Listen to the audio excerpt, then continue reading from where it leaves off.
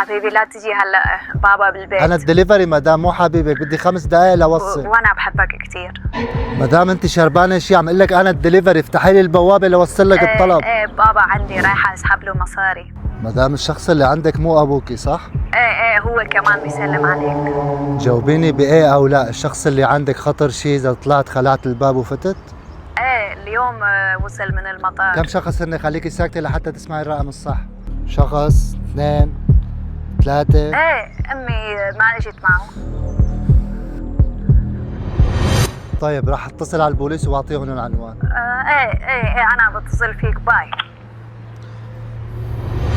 اتصل انت على البوليس، انا شو دخلني؟ لك ما عندي اقامه المانيه، ما فيني اروح على البوليس. حتى لو عندي اقامه، نسيان عم نشتغل بالاسود، بدك تخرب بيتنا؟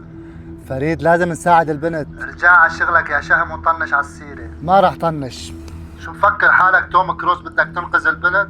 معلم شو فيها اذا ساعدت بنت البلد؟ فيها انه انت مطرود من الشغل.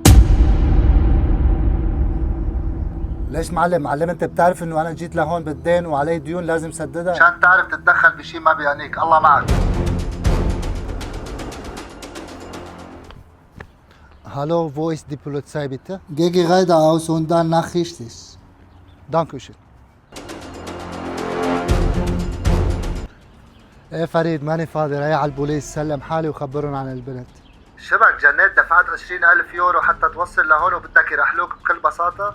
أنا أبي لما سماني شهم ما سماني لحتى أكون ندل وتخلى عن بنت البلد. ما في من وراك غير المشاكل، ابعت لي عنوان البنت واسبقني لهونيك، رح جيب الشباب ولاحقك. الله حي رفيقي الأصلي، هذا أنت وهذا أصلك. جايك أخوي. ناطرك.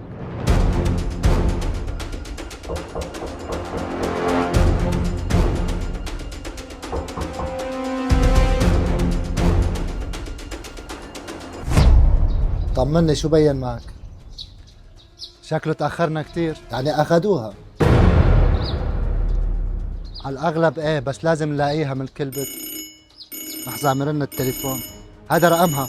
ألو. عم تلعبوا علي انت ومرام على اساس انك زوجها؟ لك انا ابو حجر بلعب على بلد. لوين أخذتها؟ بالحفظ والصون.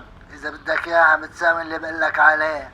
قول. بتفوت على بيت مرام في شنطة سودا، بتجيبها على المكان اللي بقلك عليه. شو صار؟ شو قالت لك؟ بده ياني اخذ له شنطة موجودة بالبيت. اكيد ما رح تعملها، مو هيك البناية مليانة كاميرات والشغلة كلها بتنحط براسك وبرحلوك على الوطن. مبلا اكيد رح اعملها.